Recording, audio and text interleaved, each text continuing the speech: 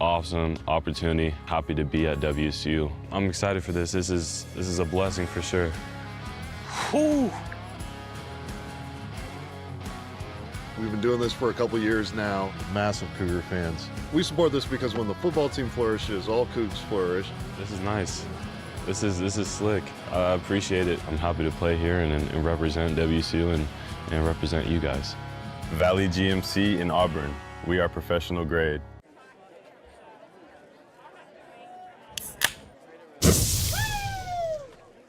Did you hear that? No.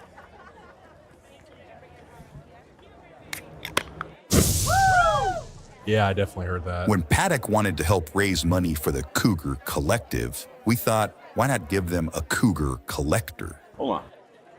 Let me try something.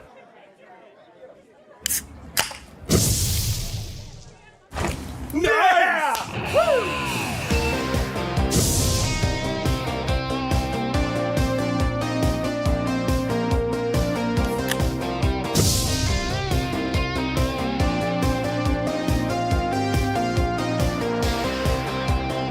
Handmade by Paddock right here in Pullman. Old Crimson Legendary Cocktail isn't just a drink.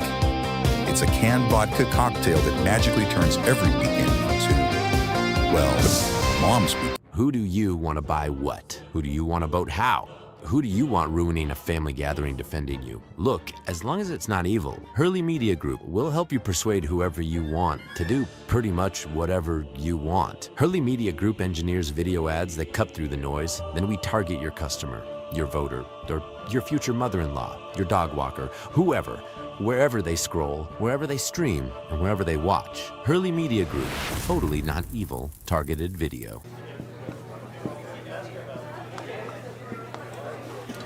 As a mind strength coach, people ask me all the time, how do you get motivated? How do you push through a tough morning? What's your morning routine? And it's simple. 2 words. Old Crimson Legendary Brew, powered by Thomas Hammer. That's 9 words. If you let it be. Then I get this one. Coach, what if I'm still not motivated? Simple.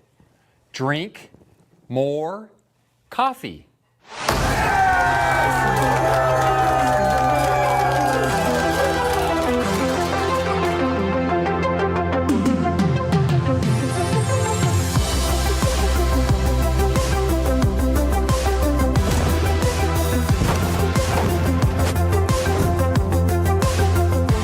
From across the state to the hills of the Palouse, Old Crimson forges ahead, undeterred, underestimated. Created by Cougs for Cougs. Old Crimson, when the sports world evolves at a pace like never before. You may be asking, how do we help our teams in these uncharted times? It's simple. Drink more beer. Old Crimson Legendary Lager. Proceeds benefit Cougar Collective. Do your part. If you can't be in Pullman, the next best place to be is the Marco Polo Bar and Grill. Sink your teeth into our world-famous pressure-cooked chicken. Crispy on the outside, juicy on the inside, and seasoned to perfection. Known for our 15 big screens, 100% dedicated to Cougar athletics on game day. At Marco Polo, you can catch every game and soak in the crimson and gray vibes every night of the week. We're creating an experience that will make you feel like you're on the Palouse. Marco Polo Bar and Grill. Go Cougs! Awesome opportunity. Happy to be at WSU. I'm excited for this. This is a blessing for sure. Whew. We've been doing this for a couple years now. Massive Cougar fans. We support this because when the football team flourishes, all Cougs flourish. This is nice. This is slick. I appreciate it. I'm happy to play here and represent WSU and represent you guys. Valley GMC in Auburn. We are professional grade.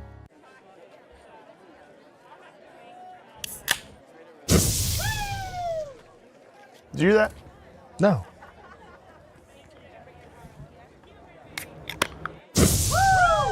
Yeah, I definitely heard that. When Paddock wanted to help raise money for the Cougar Collective, we thought, why not give them a Cougar Collector? Hold on. Let me try something.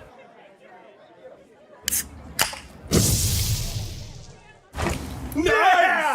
Woo!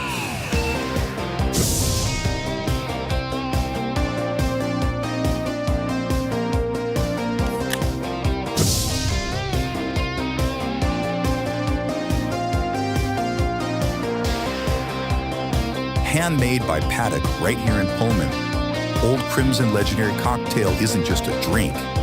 It's a canned vodka cocktail that magically turns every weekend into, well, Mom's weekend. Who do you want to buy what? Who do you want to vote how? Who do you want ruining a family gathering defending you? Look, as long as it's not evil, Hurley Media Group will help you persuade whoever you want to do pretty much whatever you want. Hurley Media Group engineers video ads that cut through the noise, then we target your customer, your voter, or your future mother-in-law, your dog walker, whoever, wherever they scroll, wherever they stream, and wherever they watch. Hurley Media Group, totally not evil, targeted video. As a mind strength coach, people ask me all the time, how do you get motivated? How do you push through a tough morning? What's your morning routine? And it's simple.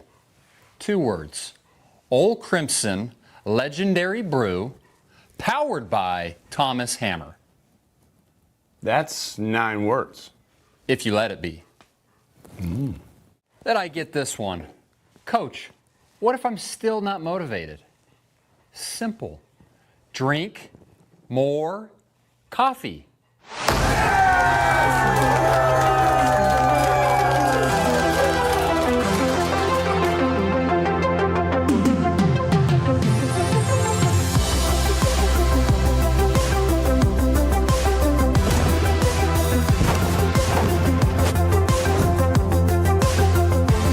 From across the state to the hills of the Palouse, Old Crimson forges ahead, undeterred, underestimated. Created by Cougs for Cougs. Old Crimson, when the sports world evolves at a pace like never before.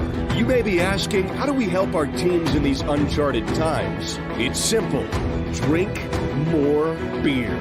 Old Crimson Legendary Lager. Proceeds benefit Cougar Collective. Do your part. If you can't be in Pullman, the next best place to be is the Marco Polo Bar and Grill. Sink your teeth into our world-famous pressure-cooked chicken. Crispy on the outside, juicy on the inside, and seasoned to perfection. Known for our 15 big screens, 100% dedicated to Cougar athletics on game day. At Marco Polo, you can catch every game and soak in the crimson and gray vibes every night of the week. We're creating an experience that will make you feel like you're on the Palouse. Marco Polo Bar and Grill. Go Cougs!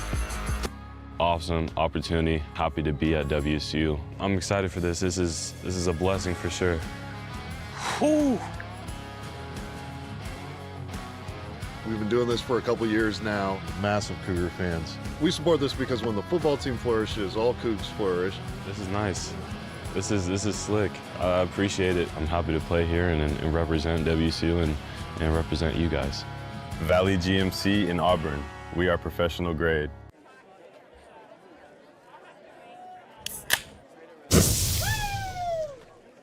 Did you hear that? No.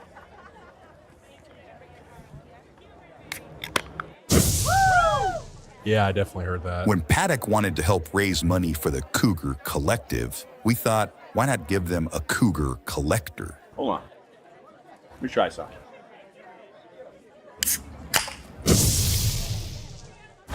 Nice! Woo!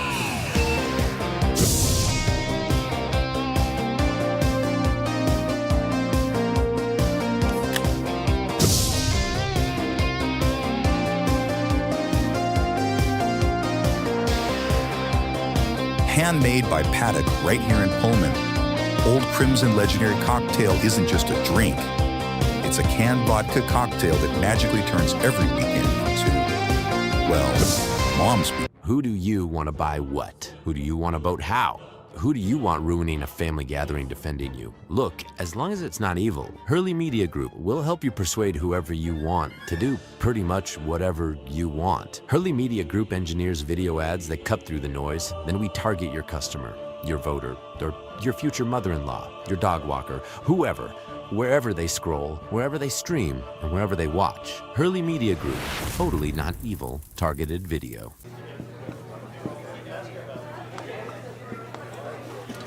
As a mind strength coach, people ask me all the time, how do you get motivated? How do you push through a tough morning? What's your morning routine? And it's simple. 2 words. Old Crimson Legendary Brew, powered by Thomas Hammer. That's 9 words. If you let it be. Then I get this one. Coach, what if I'm still not motivated? Simple. Drink more coffee.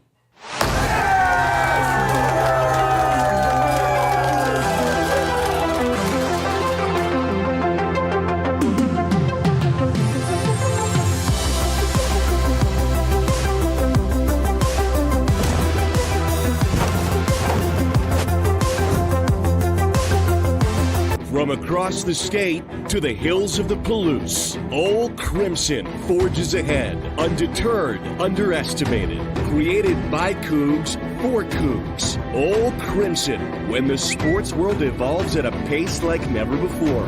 You may be asking, how do we help our teams in these uncharted times? It's simple. Drink more beer. Old Crimson Legendary Lager. Proceeds benefit Cougar Collective. Do your part.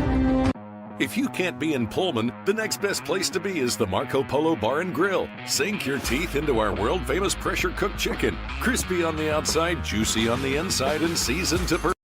If you can't be in Pullman, the next best place to be is the Marco Polo Bar and Grill. Sink your teeth into our world-famous pressure-cooked chicken. Crispy on the outside, juicy on the inside, and seasoned to perfection. Known for our 15 big screens, 100% dedicated to Cougar athletics on game day. At Marco Polo, you can catch every game and soak in the crimson and gray vibes every night of the week. We're creating an experience that will make you feel like you're on the Palouse. Marco Polo Bar and Grill. Go Cougs!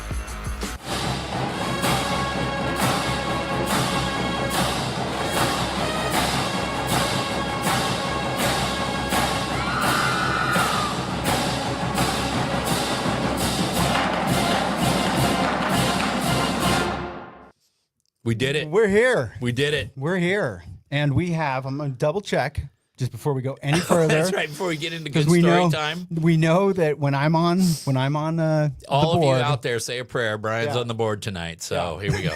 And you know what? Let's just make sure, because we got Coach in the waiting room. Coach, can you give us a thumbs up if you can hear this audio, my friend? Okay. We got live audio. Look nice at that. work, man. Look at that. Nice work. As a reminder, Brandon Bowman, also a Coug, is usually our guy who's on the here board, not on the board tonight. It is Wednesday, May 6th. This is Collectively Crimson, and we always start with the question that is the universal question, which is, if you're not a member of the 1890 Club, what up with that? What's up with that, man? I mean, seriously, linked up down below in the description box. This is everything Collectively Crimson. We're going to get really good. We got it going on tonight. We've got a great show tonight. We do. I'm super stoked. We got some important stuff to talk about, but more importantly, we're going to talk about baseball, which is nice to fun. talk about. Nice to talk about baseball at WSU. That's right. That's right. We got our coach here. We got a coach, and we got a team that's on a roll right now. And we got a team.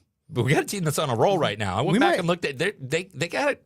You know, baseball can be a marathon, not a sprint. And I was back looking at the stats and stuff like that, and these kids are playing pretty well right now. So I'm excited to have Coach here. And I'll just say too, like, when we can talk a little bit more about it, but I only get to like one baseball game a year because I'm a West Sider. Yeah. And so I'll go on that spring game weekend. Yeah. It's always just a fun it's a good ballpark. Spring game weekend is, and when I'm sitting in that baseball stadium every year, I talk to my wife like, why don't we just live in Pullman? We could just do this every week. You know, they got in the dead of the summer, they got this thing called the Summer Series out there. They bring all these really good high school teams in every weekend and they play. And you see some pretty dynamite little ball players out there. Honestly, there's times where I'm just like, God, I could go to baseball games. I could go to all basketball games. There's always something going on. There is. So we're going to talk baseball. We're going to talk baseball. And then we're going to talk football. And we're going to talk football with one of the best. One of the most knowledgeable people. And that, of course, is Jamie Vinnick. Yes. The guy who knows more about Cougar football than... Who's forgotten more than you and I both know, probably. I don't think he's forgotten it. I don't know. He's kind of a trap, a steel trap. And then we're going to talk about some other stuff that's going on with the collective that, just... Whatever do you mean? I don't know, rumor mill stuff and things like that. But we'll address that all in good time. I think we should get our first guest on. Let's do it. Because, I mean, he's waiting in the green room. He's waiting. Okay, now, I am... Oh, you know what? Hold on. Before we do that, I'm going to make sure... we got to make sure we got audio we again. can hear him. Okay, so 1 second. Kill some time while I'm doing this real quick. Well, I want to remind everybody right now that if you're getting thirsty, it's probably time to reach for an Old Crimson lager. And if you don't have any, you can run to any of your local Fred Meyers and pick it up and support your Cougs, 12 ounces at a time. Always important. Of course, if you're more of the cocktail person, there is the Old Crimson cocktail from Paddock, available at paddock.com. Like I'm just doing this off the fly. Great, man. Yeah. Let's remind everyone that May 29th, we got the Cougs' first business network live in Seattle. We're going to be going live down there. We will be live I don't know if streaming you from that. figured out the technology that we're going to need to do that, but that's your responsibility. Murrow school guy, not me. I so figured it out. Will it go off without a hitch? Well, Well, what are the betting odds on any of our shows going on without a hitch? We got Coach here ready to go. Coach is ready to go. Okay. We are bringing Coach on. Coach Nathan Choate, our baseball coach. Coach. Guys, how are you? Good. Man, thanks good, for good, being good. here. Hey, listen, you got things rolling there right now. How's it feel to you guys are playing really good ball right now? Yeah, we're playing pretty good baseball. I've been pretty pleased with how we're playing on the weekends. The midweeks are still a little bit of a challenge, but we're playing pretty good baseball on the weekends. So, listen, you guys have won 5 straight series, 13-8 in the conference right now, and Cougs, especially all of you out in Pullman, man, make sure you're still coming out. They are 13-6 at home this year. Whoa. So that ballpark's turning out to be pretty nice for you this year, Coach. Yeah, we've had great crowds. Our crowds have been outstanding. I can't thank the fan base enough. You can come and enjoy an adult beverage now, which is a new thing. And Old so you can Crimson do Lager? that, and watch good baseball. And so our crowds have been outstanding. I think there's a direct correlation between us playing good and the crowds that have been coming out to support our guys. Amen to that. So listen, what do you think has really been the thing? Because the season was kind of hot, cold for a while, and then about a few weeks ago, this team really seemed to settle in. And what do you think's been the biggest thing that you've seen? What's going on the field that's really allowed this team to play at a higher level of consistency right now? Well, we weren't very good last year. We had a lot of returners come back and not go into the portal, and they came back and returned. And I think about halfway through the year, we started learning how to win. We were losing a lot of close games, and sometimes when you fail and you have some adversity, there's an opportunity to grow. And so I think our kids have learned how to win, and they enjoy winning. And when you enjoy winning, you want to keep doing it. So they just learned how to win some close games. So tell me about a couple of these Canadian kids you got on the team. Let's talk about Gavin Roy. He's raking it right now. Yeah, Gavin is our starting second baseman. He's a captain for us, undersized guy, but runs hot, plays the game hard. Kind of a catalyst for us offensively to get us going. Check this numbers out, Brian. You're going to check that. Okay. 345 average. He's got 11 doubles, 29 RBIs, 74 total bases so far this season. Woo. Yeah, kid's raking it. Ryan Sconspy out of California, one of your corner infielders. 323 average, 947 OPS, 8 home runs, 83 total bases. Tell me about him a little bit. Yeah, Ryan, first baseman, really good defensively, leads our team in home runs and probably leads our team in clutch hits too. He has the most 2-out hits that have really given us a lead late. He's that guy you want in the box when the game's on the line, huh? Absolutely. And it's funny how there are some players that for whatever reason rise to that level. I'm an MLB geek. I've watched a lot of baseball, and one of the reasons that even though I despised the Yankees as a Mariner kid growing up and everything, I loved Derek Jeter, and there was always something about when Jeter was in that box when the game counted, I think some guys and some players in all sports just kind of have that clutch gene. Yep. Kobe Bryant, Michael Jordan, they like being in that moment. And Jeter was definitely one of them. Yeah, okay. Max Hartman, another Canadian kid. Yep, probably our most talented player, right fielder, hits 3-hole for us, leads the country in triples right now. And he recently just broke the triples record, broke Steve Gleason's record at Washington State. 312 average, 934 OPS, 31 RBIs, 100 total bases this season, and now the WSU record holder in triples. Wow. Yep. Where are you getting these Canadian kids from? Who's recruiting these kids? From Canada. I know they're coming from. Thank you, Brian. They're coming from Canada. Thought I'd add something to the conversation. Brian was a geography major in college, by the way. Well, I realized real quickly on the job, with the weather in Pullman, when you recruit Canadian kids on a visit and they come down in a T-shirt, and you bring Tim from California and he's got a beanie on. When the Canadian kids got on a T-shirt here, I'm like, okay, this is going to be a good fit for us to go into Canada. That's true because the next kid I was going to talk about, now you got a California kid, you got some Arizona kids, but Matt Priest, Tell me about him. Yeah, Matt's from San Diego. So he traded that terrible San Diego weather because he wanted to be a Coug. Thank God. Yeah, absolutely. He's won Mountain West Freshman of the Week, I believe, 2 or 3 times, and hits in the middle lineup for us. And so really, really good dynamic player. 370 average, 991 OPS, 31 RBIs. Whew. 556 slugging. Kid's raking it, man. Whoa. What? Yeah, he's having a good year. What's the difference maker? I mean, obviously players, but what else? Tell me about why you think this team is doing well right now. They're really close. They really care about one another. This place means a lot to them. A lot of these kids that were recruited here, it was during the transition of, the Pac-12 and all of the things and not having a conference. And they chose Washington State because they felt like it was a good place for them. And so I think the place means a lot to them. And so when you get a like-minded group of individuals playing together, good things can happen. Well, that's a good segue to one of the other things I wanted to talk to you about, Coach, which is, obviously we work here for NIL dollars, and we're trying to raise as much money as we can to enhance the student-athlete experience. Sounds like you got a good group of kids, some real good chemistry there in the clubhouse and stuff like that. So talk to us about the importance of NIL with player retention. It is the most important part, right? And we don't bring in a lot of players and dangle that carrot on the front end to get them here. But I think the key word is you talked about the retention. People that love Washington State, that have done something in order to retain them and keep that chemistry together. You have other people going behind your back trying to get your players. And people don't want to leave Washington State. They love the community, but sometimes they're forced to make tough financial decisions if it's not even close in the same ballpark. So it's critically important, the retention piece, the NIL part. Yeah. Coach, I'm probably going to screw this question up, but, I think baseball has always been one of those sports where there was always a really solid farm league and a minor league that colleges had to kind of compete with for personnel, or players had a lot of different avenues to what they wanted to do. What has NIL done to that landscape as a whole? That's a good question, actually. Do you see less talent going into the minor leagues out of high school and more talent going back into the college game now that there's revenue opportunity in the college game as well? Well, there's 2 pieces. Number one, the draft used to be 45, 50 rounds, and now it's only 20. And so the opportunity to get drafted, it's much more difficult now than it was 10 years ago.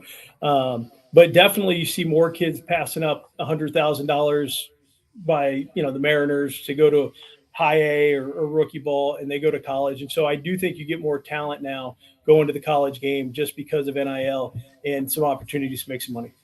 Yeah. Do you have any friends that work in the minor league for any of the minor league teams? And is that a conversation you've had with any of those either general managers or coaches? Yeah, no, I have a lot of friends that are in professional baseball. Professional baseball has really hired a lot of college coaches over the last 5 years. If you look at minor league organizations, both in the front office and as coaching staffs. And so I think the two things, college baseball and professional baseball, are blended more now than they've ever been. And so those conversations take place, and even moving the draft back and putting it at a better time. That was done in talking with the colleges of what works both for both organizations, both professional baseball and college. Well, and you're seeing a lot less of these high school kids where these organizations are taking big flyers on. They're going to take the flyers and throw the money, with the early draft picks on some kids that at least got a couple of years of college experience, because I think you're going to get a little more maturity. They've had a little more opportunity to prove themselves. And then candidly, the college game is doing a really good job of developing the talent right now too, isn't it? Yeah, no, they really are. And it's a safer bet to get a college performer, if you will, and then draft him and put him in AA right away. And you can move him through an organization a lot quicker. With a high school kid, there's a lot more risk taking a high school kid, and the colleges are doing a pretty good job developing guys. Is that just because they're a kid at that point and just giving them a couple more years to mature? Yeah, 18, 19-year-old kids, right? Just like in any walk of life, whether it be college baseball or anything, you just never know how they're going to handle things.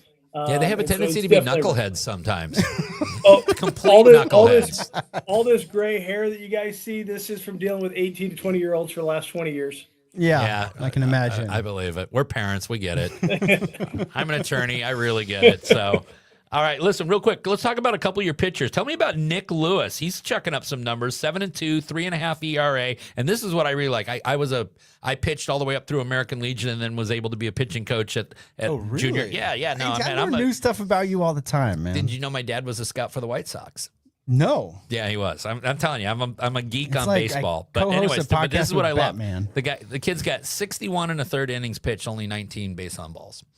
And I am a big proponent of never walking anybody as a pitching coach. So tell me about that. It looks like he's pitching to contact, but he's getting the job done. 7-2, 3.5 ERA. Tell me about him. Yeah, he pitches on Friday, which is equivalent to our ace in college, right? That's your number one. And the reason that he does is exactly what you just mentioned. He doesn't walk a lot of guys. He attacks the strike zone. We play really good defense behind him. Left-handed and throwback of a Tom Glavine type guy. It's 87, 89. But yeah, he's a pitchability guy. Did you know I was left-handed too? I was a left-handed pitcher. I write with my right hand, but I actually, if you need me to prove, freak. I am. Yeah. I'm a freak. So That's actually that's a very common thing for left-handed pitchers to write right-handed. I've had a lot of left-handed pitchers over the years that write right-handed. Because writing left-handed sucks, man. It's hard. But look how I wear my watch. So I wear it like I'm a lefty. So you see what I'm saying? Okay, tell me about August Ritchie. Looks like he's been the guy who's come in a lot of pressure situations and gotten it done for you. 1.21 ERA and 32 1/3 inning pitch. Kid out of Arizona. Yep, he's a transfer from the University of Virginia that we got from the transfer portal this summer, and he's 92 to 94, a strike thrower as well, and really good slider and changeup. And at the end of the game, that's the guy that if you're at one of our games, you're going to see him on the mound late. Okay, now you're heading out to the Air Force Academy this weekend. Is that right? That's right. That's right. Give us a scouting report on what the Cougs are facing out there against Air Force. Okay, well, it is at elevation, and it's an offensive ballpark, which I do not like, but it's playing equal for both sides, but I'm a pitching guy. So it's a launching pad, essentially. It is a launching pad, but really good opportunity. We need to win 2 out of 3 to secure a bye. And if we get a bye, obviously the first and second team in conference don't play that opening round. So we need to go on the road and win a series this weekend. It's a big series, Coach.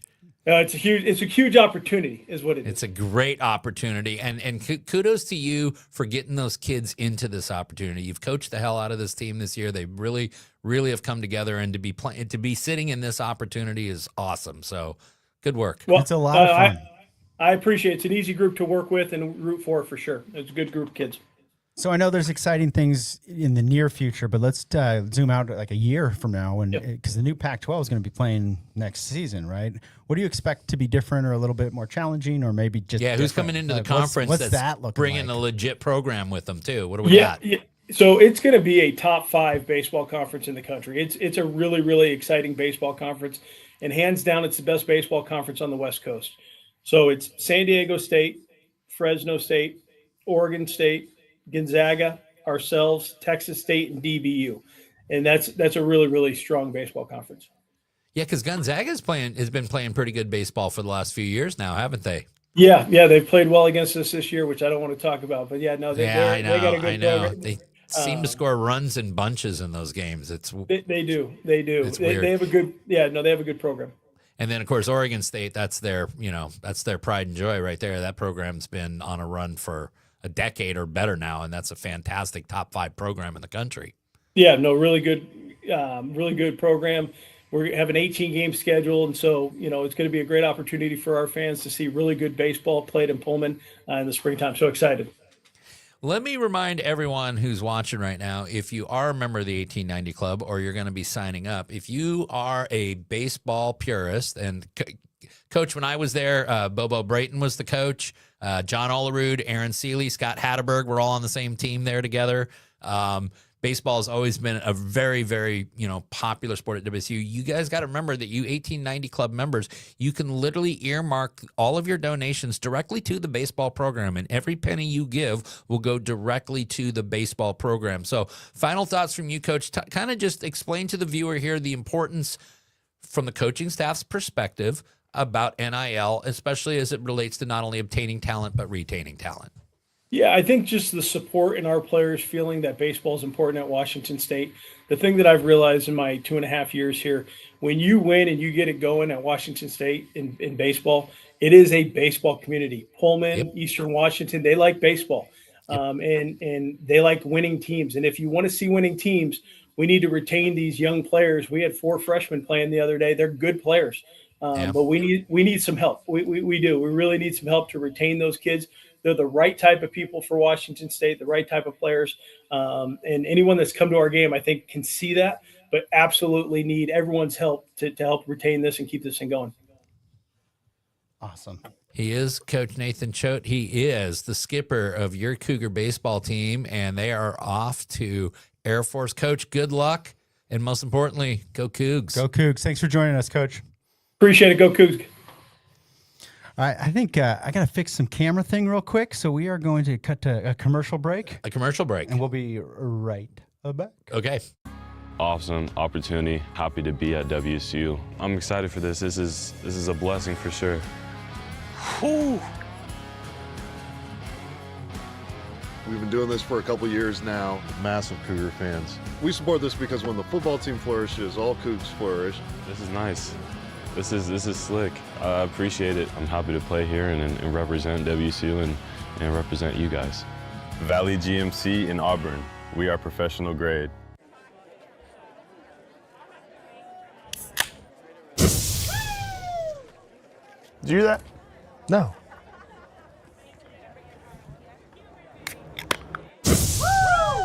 Yeah, I definitely heard that. When Paddock wanted to help raise money for the Cougar Collective, we thought, why not give them a Cougar Collector? Hold on. Let me try something.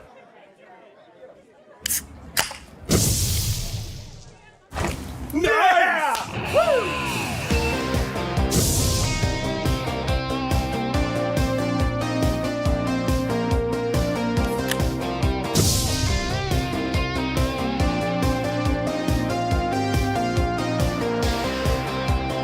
Handmade by Paddock right here in Pullman, Old Crimson Legendary Cocktail isn't just a drink. It's a canned vodka cocktail that magically turns every weekend into, well, mom's weekend. Who do you want to be there? All right, so we're coming back. Yeah. We're here. No walks. No walk. You guys, I'm sitting here. I got this robot camera that just wasn't going very robotic on us. Something in the software. That's why you can't rely. But anyway, yep, it just started focusing on Bill. Maybe it was like when nobody wants to watch Brian or something. But it was. I'm trying to fix it, you guys, and I got Bill Chatterbox over here telling me about his coaching days. Yeah, man, no walks. No walks. He used to make kids. Children. My dude. Well, these were older kids, but when I was a pitching coach, my listen, you're there to throw strikes, okay? You're there to throw strikes, okay? And my whole deal is you could go out there and have a ting fest. You know what a ting fest is? I'm guessing. A metal bat ting. Yeah, yes. yeah. You could go out there and it could be ting, ting, ting all day. Hey, you know what? They're getting you, but at least you're throwing strikes. At least you're throwing strikes, and you're making them earn it, right? Yes. Okay? You go out and get your brains beat out. That's fine. It's just we're going to work on location and stuff like that. But you go out there and you start walking kids.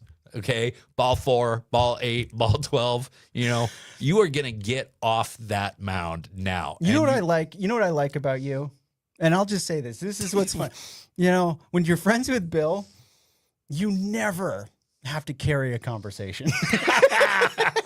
It just goes and goes and goes and goes. I'm always fascinated with the conversation. No walks. But I never look. Usually, I'm the chatterbox in a group. After our podcast, you are often the chatterbox, but you actually educate me quite a bit. You've taught me a lot about the communications industry and the business and all that stuff, and I actually do find that fascinating because I've had to dabble into the world of communications myself. So yeah.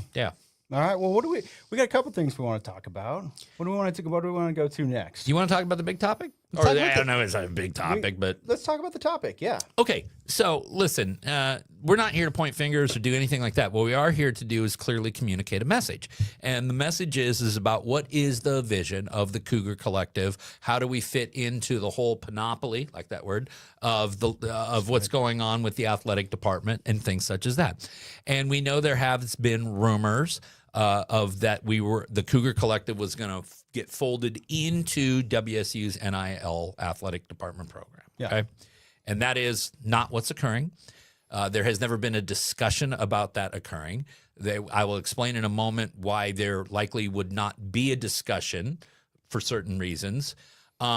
Has there been ongoing communications with the university? Absolutely, because guys got to remember that there was a time when we first started this collective, and I was there right at the ground level, where the university couldn't even acknowledge that we existed. Exactly. Right. So like when Cassie and I got involved, it was like meeting at in a parking garage. Yeah, like during Watergate. Yeah, sliding like, USB drives across the table. Yeah. Yes. And that was because there was laws as it relates to the rules of ethics on state institutions that just put up all of these barriers. And the university was very cautious. And I don't criticize them for being extremely cautious. No. They handled it as best they could during that time. Yes. The rules of ethics, the laws on ethics as it relates to that, got changed predominantly to assist Washington and Washington State with their NIL programs. Correct. Okay. Correct. All right. So now all of a sudden there is this whole new opportunity of communicating directly with the athletic department. Yes. Sharing resources, sharing ideas, co-sponsoring, talking about co-sponsoring events, and just working more in concert rather than in these compartmentalized units, which we will still operate as, but at times being able to do joint projects with these other organizations. And it's funny because the evolution hasn't even been as fast as the laws change, because you also have an internal culture thing that's needed to kind of catch up. It gets institutionalized. You've got people who have worked in athletics forever, and they're going like, this doesn't feel right. Well, there's the old guard in the athletic department that like this whole NIL. What's going on? Yeah. Right? And I think one of the many reasons that John Harlow is the athletic director there at Washington State University right now is because John has fully embraced NIL and understands and has visions on it, and that is the modern athletic department landscape. There's also, while this is all going on in our world, it's important to know that, like, from a wide scope, things are changing all the time. When you look at like how much teeth the NCAA has, okay, this is a rule right now. And we've been working through the Supreme Court settlement where now all of a sudden revenue sharing was going to get involved. Exactly. Right. So that gets pulled back. So you've also got, Brad Corbin, who's our compliance, in our athletic director, he's an assistant athletic director of compliance or something like that. He's got to make sure that, okay, this is how the lay of the land looks today. And this is what and it will change. And it's a moving target. And it is a massively moving target. Right. Every time some kid sues the NCAA, because there's a lot to sue them over. Well, or sometimes you hear that they're doing what over there? Oh, exactly. Can we do that too? Exactly. Oh, we can. Oh, we can. Can we? Well, let's make some phone calls. Right. Yeah. Right. And so there's that. So you've also just had, and there's been times where the school hasn't, been the best at raising money for specifically NIL, right, and stuff like that. So we're always talking to the school about, hey, where's the need for an independent organization like Cougar Collective? That's right. And where are we overlapping? That's right. We also have to be really cognizant because, for the people watching, they're probably in that kind of inner core of people who are members of the CAF and members of the collective. Which is awesome. And so what we're trying to do is we're trying to figure out where is our unique lane in this very crowded field of horses now. Exactly. Right? Where we can operate with a unique business model to give people options, and yet at the same time be working in concert with all of these other organizations, because at the end of the day, our goal is to enhance the experience for the student athlete at Washington State across all sports. Exactly. That's our goal. Exactly. And that's the goal of the WSU NIL program and any other collective out there that's operating. That is their goal as well. And so this used to be we were the only horse that ran. Right? Then we got a couple more. So now the field's gotten more crowded, and all we're trying to do is figure out where do we serve the university the best? And how do we communicate that the most effectively without confusing the fan base? Right. And cannibalizing any sort of fundraising. So for any of you who are current members of the 1890 Club, there is absolutely no plans at all whatsoever to do any formal merger with any other entity inside or outside of Washington State University. We welcome any opportunity that we have to work more closely with the university, the Alumni Association, the college, the Cougar Athletic Fund, whoever wants to help us out. We are more than willing. And if you need our help, we are happy to talk to you about that. But we have a very unique identity. We have a very unique business model. We have a very unique board that everyone there volunteers their time, keeping our overhead at virtually zero. It is a unique little lane that we think we can do a lot of good for WSU as a whole. And so I believe that we will continue to operate as the Cougar Collective and work more closely with the other entities at the university. Yeah, I agree. And that's what it is. And it's a fun time because there's always something happening, right? Yeah. But yeah. And candidly, when you take a look at President Cantwell and how she's all bought in on it, and you got, A.D. Harlow now, right? I mean, they're all bought in, and there's a lot of energy there, and there's a lot of excitement. And I really think that people need to really get behind. And, listen, do we want you to join the Cougar Collective? Absolutely. Do we think we're absolutely one of the best things you could be doing for the student athlete? Yes. But those are decisions you're going to make. But I want all of you to be given to WSU because it's given so much to you. And this is an opportunity now for all of us to just enhance the experience. And again, I think the big thing with NIL that we're learning, it's not getting the kids to WSU, it's keeping them there. Yeah. It's keeping them there, right? Exactly. And we all love it when you and I are hanging out in the RV lot and you see, I remember that guy, he played 15 years ago, and I remember that guy, he played 30 years ago, and they're there with their kids and all that stuff. That's cool. And we want kids to come on as freshmen and walk off as graduated seniors with their degrees, and then see them a few years later, and then start seeing them again. And as they grow older and get more financially secure, all of a sudden they're there every Saturday with their kids. And that's how we continue to build the Cougar family. Yes. And we do it through athletics by getting kids on campus and then keeping them there for 4 years. Yes. So I think we can put that to bed, but I do want to pivot a little bit to I want to talk a little bit while we wait for Jamie about some of the different avenues of where the school gets money. Because I think there's always like, what's that about? Right. Okay. So this is going to be a very basic conversation, meaning that there's so much nuance for every single one of these tiers. There's a lot of layers to this onion. And I am not going to hit every single detail. So just know that if I'm missing something, it's either too confusing or I'm too dumb. So we're going to be talking about sources of revenue for the athletic department. Exactly. Okay, here we go. Okay, so we're going to start at the conference level. Okay. Pac-12. Okay. The money we get from the Pac-12. And that is primarily from television. TV. Television, exactly. Media deals. Yes, media deals. 99% TV. Yes, CW. We've got some CBS. ESPN. We got some ESPN apps time now. Well, okay, so that's interesting. I think we saw the news that CW is now going to be streaming on ESPN. Okay, that's cool. It's cool from a brand standpoint. WSU's probably, and I don't know the details, but they're probably not going to see any money off of that. We already did our deal with CW. Now CW is just basically pimping our deal a little bit. Wow. Okay. But we do get some money from ESPN for streaming basketball games, streaming baseball games. If anything, you're watching on ESPN Plus and things like that. Then also, you've got the games when we go play like an Ole Miss that's out of conference and stuff like that. There's usually a dollar amount that we get from that kind of stuff that maybe sometimes doesn't go through the actual conference.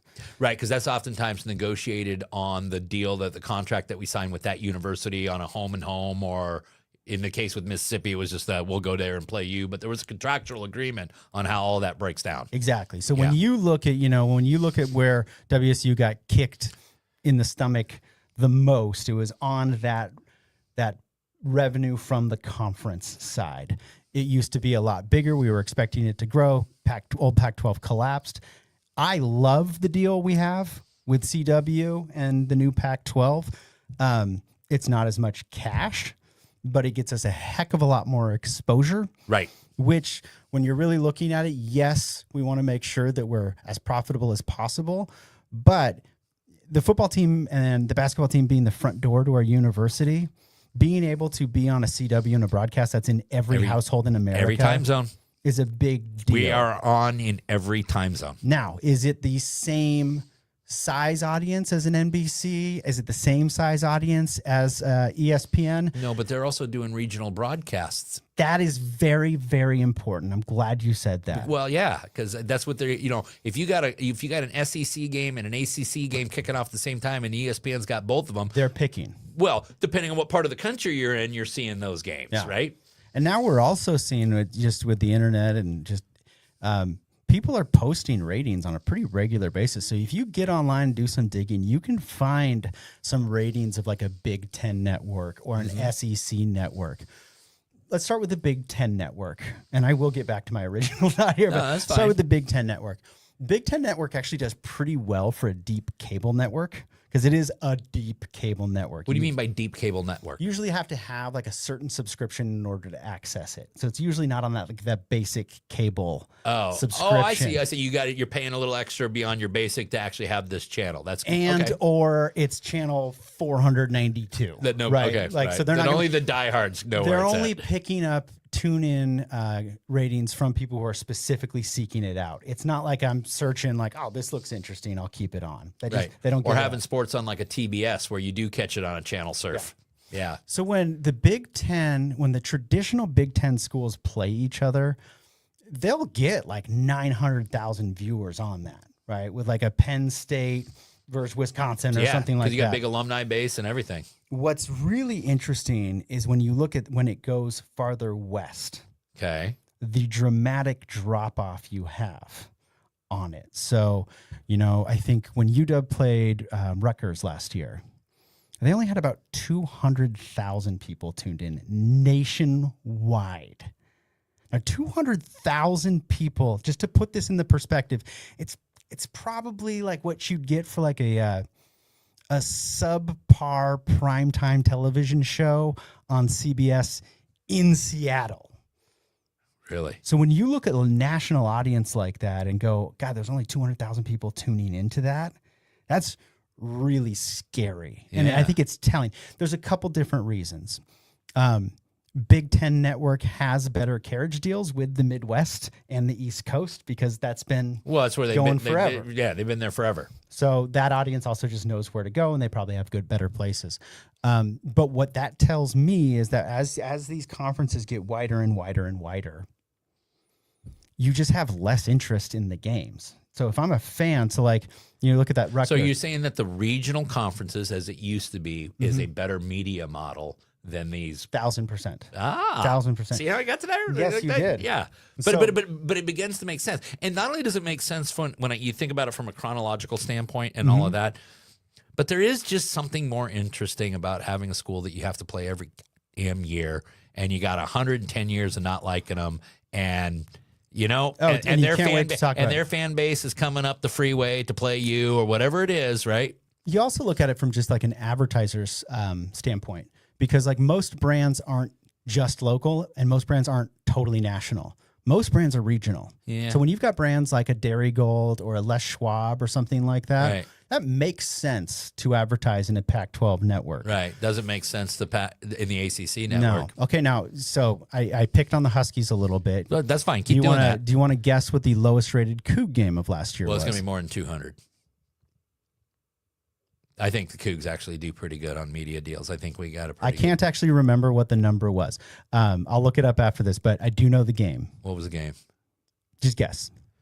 The lowest rated TV game we had? Yes. Was it James Madison? It was Ole Miss. What? Why do you think? Time? It was on the SEC network. Oh. So it's not always primetime team versus primetime team. It matters where you can get the network. The access to have it. Yeah. See, I watched it on the SEC network, but I would pay all the extra crap for that stuff. And you've kind of got people in the SEC going, WSU who? And you got people up here going, where's SEC network? Yeah. Right. So interesting. So I thought that was really fascinating. So having to not deal with that and instead be on the CW, which is literally on every basic cable in America. It's on broadcast, even better. Yeah. And now for the folks who threw away their rabbit ears and threw away their cable subscription, they can stream all the games on ESPN. So while we won't be getting more money for it, it's a better deal. The exposure is just massive. Huge. It's huge. Okay. So that makes a lot of sense. That's it. I'm gonna power through a couple of these real quick. So that's the conference level. And then below that, not below that, but then we found out how important institutional funding is. So institutional funding is, let's give a round of applause for the Regents and President Cantwell. Excellent job. That's something that our incoming folks from the Pac-12 or the new Pac-12 schools have traditionally done. They've supplemented their schools' athletic departments with that institutional. Then obviously you've got the Cougar Athletic Fund. It's something you pay out with your tickets. If you want season tickets, you got to be a member. And then also just the donations in the night with Cougar Athletics, and Brandy and all those folks do such a great job with the Cougar Athletic This year was Fund. dynamite too. So much fun. Great job in Seattle. And then you've obviously got the collective, right? So the collective is the 1890 Club, the Old Crimson products, and then whatever other fundraisers we come up with through the year. Now that doesn't necessarily go through the school. A lot of times it just goes directly to the student athlete. That's right. Through a deal on NIL with the school's Go. blessing. Exactly. With the school's blessing. The school knows where every penny is going. And I think that's really important to know. The school knows, then that's why we have to work. And the other thing is, especially with the GMs that you have with some of these programs, there's not a penny that's given to a kid without the coach and or GM agreeing to it. Correct. So, and every contract that goes through a third-party collective like ours has to go through NIL Go. That's right. Meaning that it has to hit certain parameters to be okay. To be a viable, actual functional contract. NIL opposed to like a pay for play or something like that. So that's I think a lot of folks know all that stuff. What I want to talk about is the multimedia rights, which most people are surprised. Are like, what is that? What is that? Multimedia rights is basically everything that's on the media that's not the broadcast television or the national games. So like a coach's show or a in-stadium LED banners or signage on the field. This year, the big thing that the NCAA is bringing is the jersey patch. Oh, God. You know what? It's going to be a great revenue driver for our I school. know. This is where the purist in me comes out. It's like, I just want the uniforms to look like a uniform. Put a Cougar logo on it. Let's go. No, see, I'm an advertising guy. Let's make them look like NASCARs. So there's a million. Now, I got to say, this is where I think we've had a massive improvement that most people aren't really familiar with. Because last year, we brought in Playfly as our new multimedia rights partner. Right. What that means is Playfly actually owns the trademark. If somebody wants to be the official something of WSU, they're contracting they got through a contract through Playfly. Yep. What I like, and I won't get into the specifics of the agreement, but what I like about it is that there's the very direct route between every advertising dollar spent and getting into that rev share pool.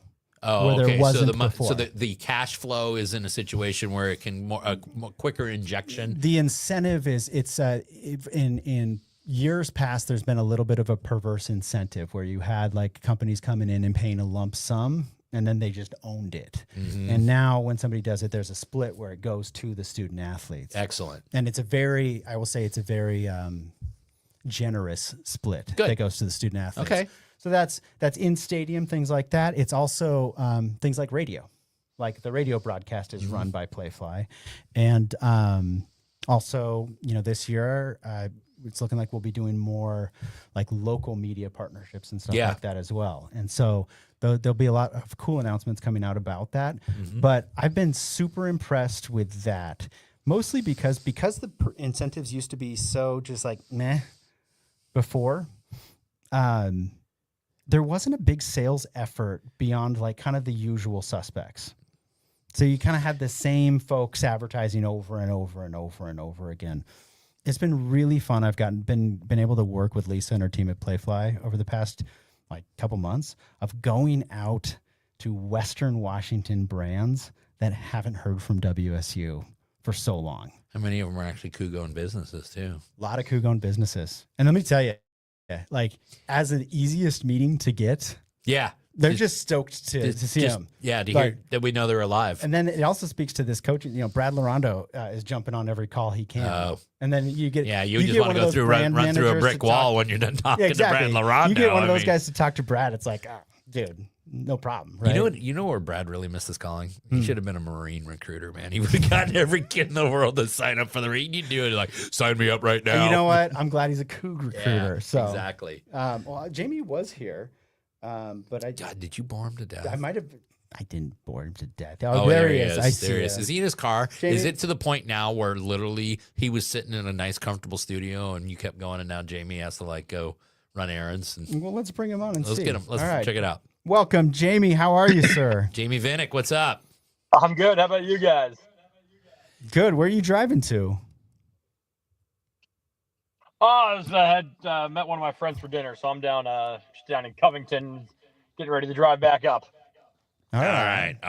You know, Jamie, I think you are I think Jamie is the first 2-time guest on Collectively Crimson. I think he is. Congratulations, Jamie. Congratulations, Jamie. We'll send you your jacket. Hey, man, we want to talk to you about Cougar football, especially in light of what happened in spring during spring ball. So the first question I want to ask you is compare what you saw last spring with the coaching staff and how they approached spring ball and what you saw different and what were your impressions of that? Yeah, I mean, the first thing that stands out is we got to see spring ball this year. That didn't happen that was last fun. year.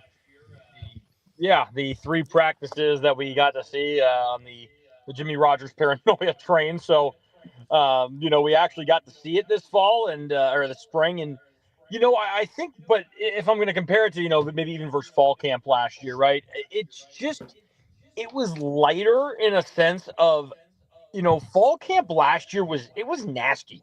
There were scraps every day. There were fights every day. And I'm not even saying that's a bad thing. You want to have that competitive edge. You want to have that competitive fire.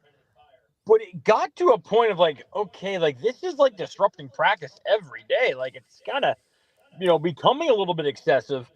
And I think, there just wasn't that. There was a couple little, disagreements in the spring, but they were pretty limited. And I don't think it was because, they weren't intense enough or they weren't playing hard enough. It was just, I don't think they're fostering that kind of culture. And, again, I'm not even saying that as a knock on the culture that they had last year. It's just different. It was just very interesting. Right. Very different. And was it like a Mighty Ducks 3 thing last year where 2 teams coming together? Is that what was going on? Or why do you think it was like that? And yes, I put a Mighty Ducks 2. I have to correct there. Thank you, sir. Mighty Ducks, forget myself. I'm not up on the Mighty Ducks series myself, and I'm proud to say that. But you guys go ahead and have this conversation. I do think there was some of that, right? I think you have some of these South Dakota State kids coming in, and they're all playing with that edge. They're all playing with that chip last year of, we've been playing at the FCS level. We want to prove to everyone we're good enough to play at this level. And I think some of the personalities too. Right? I mean, the guys who were the loudest last year, Tucker Large, Tail Reader, obviously aren't here this year.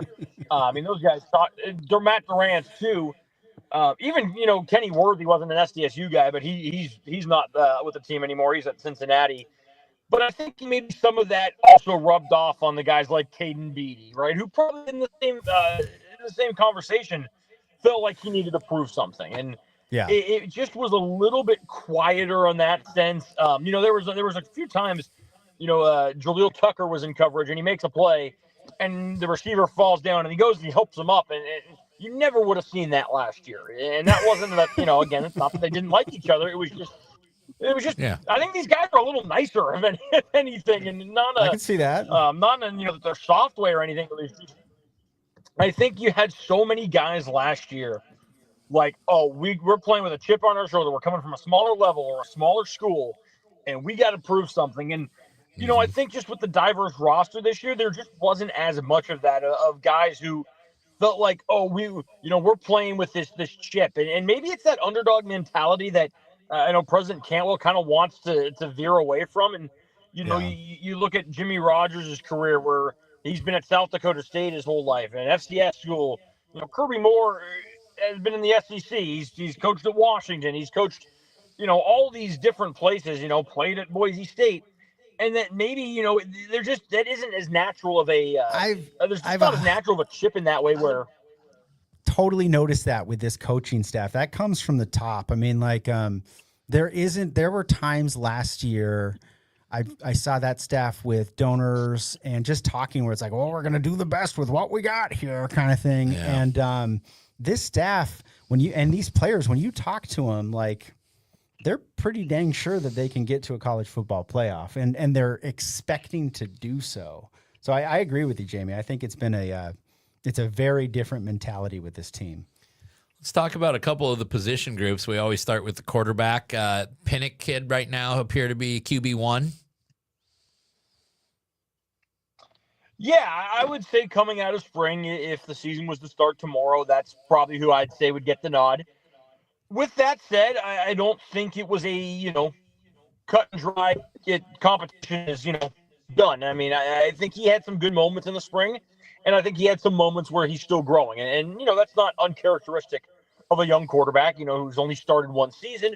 I thought he started off really strong. I thought there were some moments later in the spring where it's like, okay, like there's some throws that need to be made. The interception he threw in the spring game is one that's got to be avoided. There was a couple just, whether they were intermediate or short routes that just throughout the later stages of spring ball that, need to be connected on it. And to his defense and to all the quarterbacks' defense, the offense is operating without Tony Freeman, without Darius Clemens, largely without Jordan Dees, without Trey Lechner. The offensive line had some bumps and bruises. So it wasn't like, you have your full kind of arsenal of weapons and aren't able to, make something happen out of that. There was a handful of deep balls they threw that all the quarterbacks threw and missed that, you watch and say, well, Tony Freeman might run under that. If that's Freeman running that could be a touchdown. So I still think Vinnick is the leader. I think, again, if the season were to start tomorrow, he'd be QB1.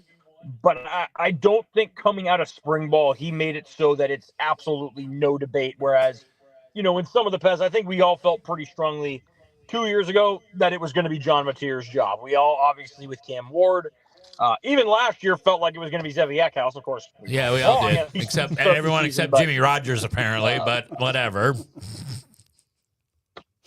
Lo and behold, but I think it'll be Vinnick, but I think he will go into fall camp kind of needing to lock that job down rather than say, "Oh, I'm set, I'm good to go." How did Duggar look? He got better as the spring went on. The first couple weeks were a little up and down. The accuracy was still a little bit erratic, but I thought it improved as the spring went on. He did a good job taking care of the ball. I mean, he really didn't turn it over much the last couple weeks. And it's tough with him because he doesn't really get to run in the way that they do drills, right? The quarterbacks aren't getting hit, again, unless you're Jimmy Rogers and you let your quarterbacks get hit last fall. But he starts to scramble or starts to make a play. Well, he gets touched by a defender and the play is over. Whereas, well, realistically, he may break 3 tackles and pick up 15 yards. The big concern that I still have with him is he takes too many sacks, and there's too many. And again, quarterbacks aren't getting hit, but there are too many plays where there's a rusher coming, not even at his blind side necessarily, but coming right at him. And he just doesn't see him. He doesn't pick it up. And again, they're not getting hit, but there was a few scenarios. And I remember DJ Warner had one, and I want to say Michael Hughes had one too, where if it was live contact, he would have gotten his bell rung. So it's great to be mobile. And that's obviously works in his favor. Yeah, it works in his favor to be mobile, but you also have to be able to know when it's time to escape the pocket. And the blitz recognition is still a work in progress. Okay. All right.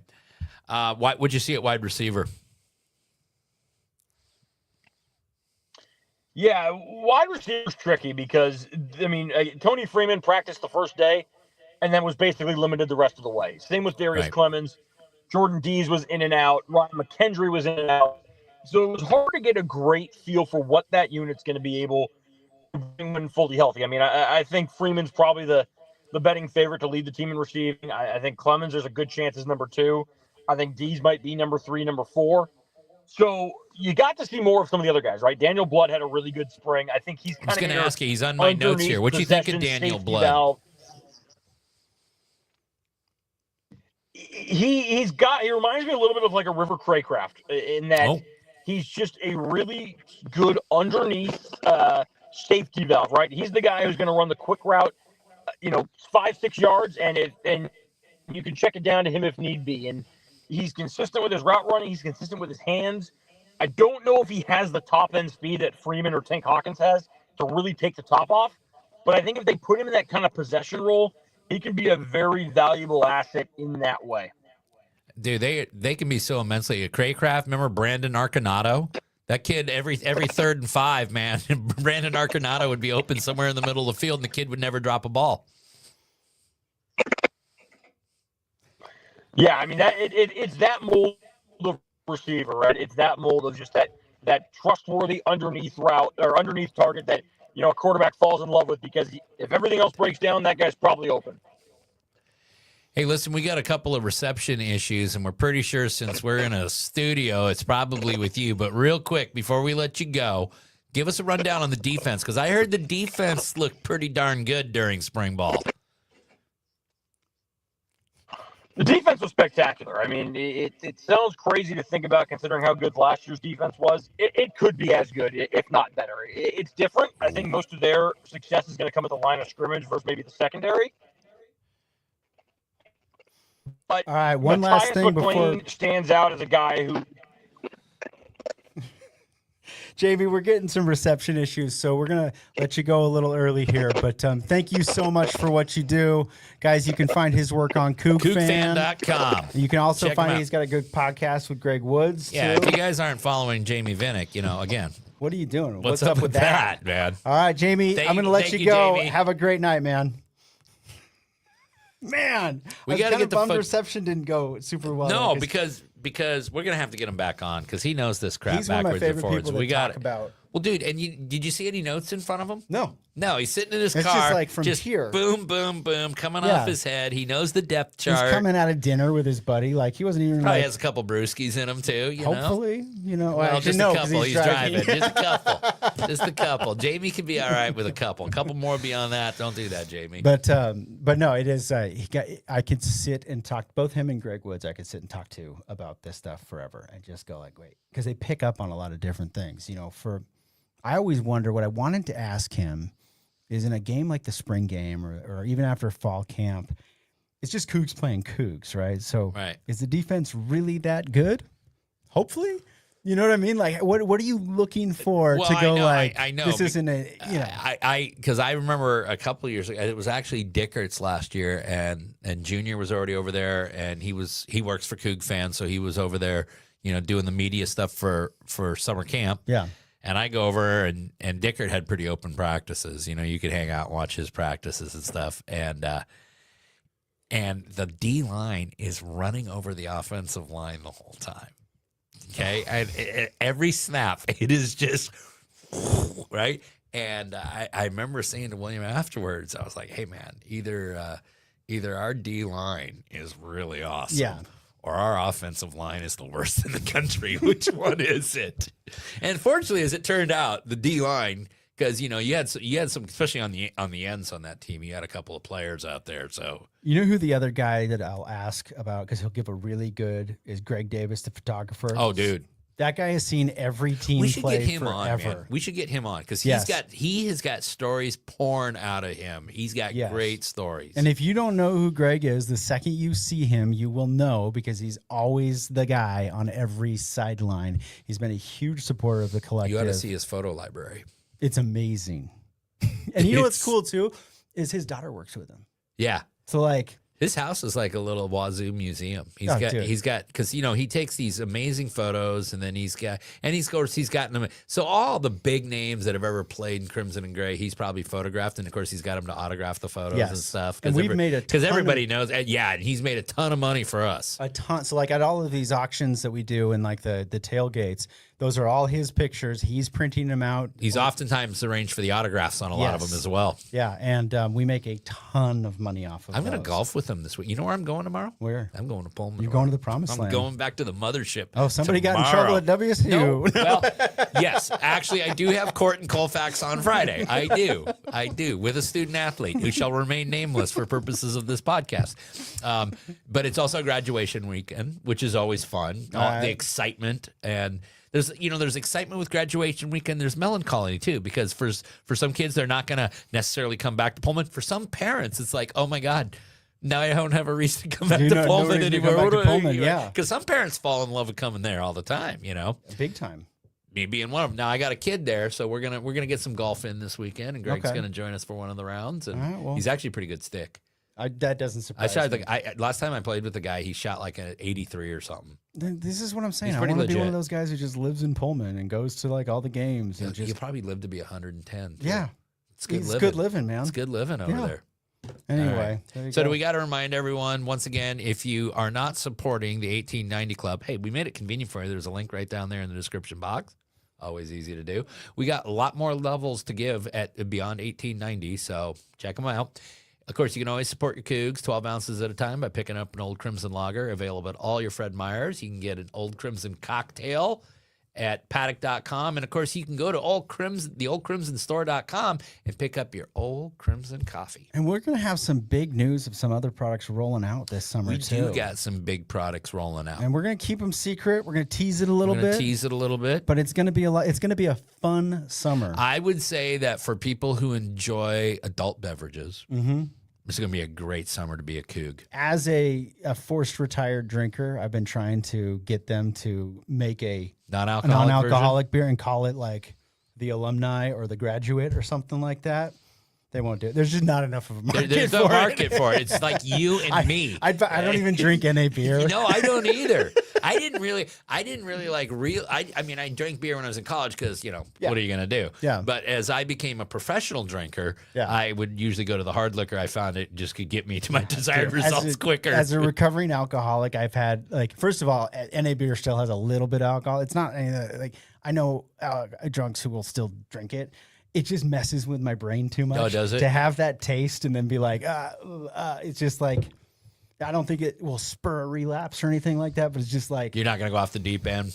Look, we were talking about this before. I'm sober and I'm still crazy. Yeah, exactly. You're still a pain in the ass, too. 100%. That's according to your wife. The only time that, how there's always these times like, oh, one of those sounds really good. I will tell you that if you're sitting in a good Mexican restaurant.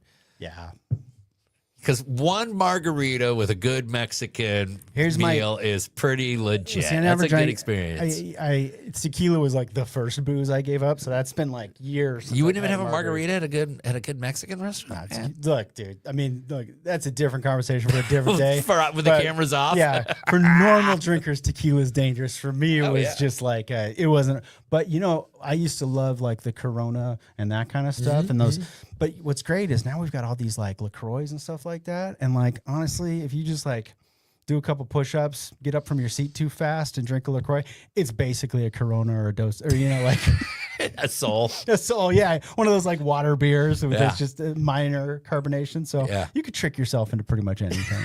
Anyway, we are clearly out of material for today. So I want to thank all of you that tune in and watch this live. I want to thank all of you that are going to watch on replay. I want to thank Brian for this was not a disaster at all tonight. Nice work on the board again, man. Hey, thanks, seriously, buddy. solid. We even had him crawling around the floor at one point, adjusting cameras. I was stalling like crazy. Again, sign up for the 1890 Club, linked up down below. If you're not a member, what's up with that? Let's go. And hey, most importantly, go Cougs. Go Cougs. Awesome opportunity. Happy to be at WSU. I'm excited for this. This is a blessing for sure. Whew. We've been doing this for a couple years now. Massive Cougar fans. We support this because when the football team flourishes, all Cougs flourish. This is nice. This is slick. I appreciate it. I'm happy to play here and represent WSU and represent you guys. Valley GMC in Auburn. We are professional grade. Did you hear that? No.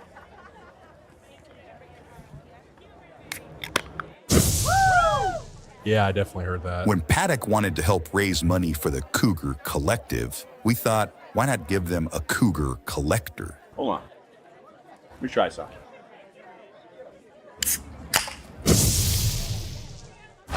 Yeah! Woo!